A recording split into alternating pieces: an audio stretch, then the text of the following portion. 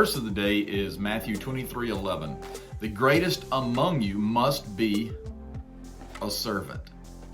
Well, let's let this soak in. The world says the greatest among us has servants.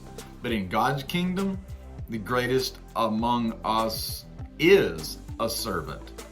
Jesus in Matthew 20 verse 28 said, "The Son of Man came not to be served, but to serve others and to give his life as a ransom for many." Jesus gave up his life for us on the cross so that we might be able to have a new beginning in him, to become a new creation in him.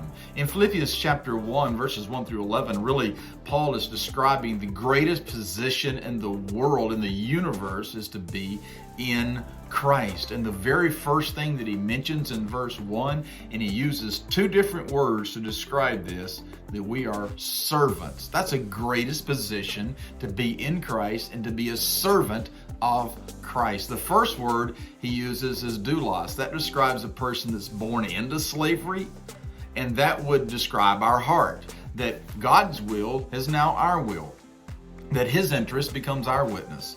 And then the next word in Philippians 1 that Paul uses is the word diakonos. It's what we translate as deacons. If the first word describes our heart, this describes our activity. We are to serve others. In my first church, W.O. Bass, a godly man, would always say, God first, others second, self last. That describes it. God bless you today. He loves you. Make it a great day.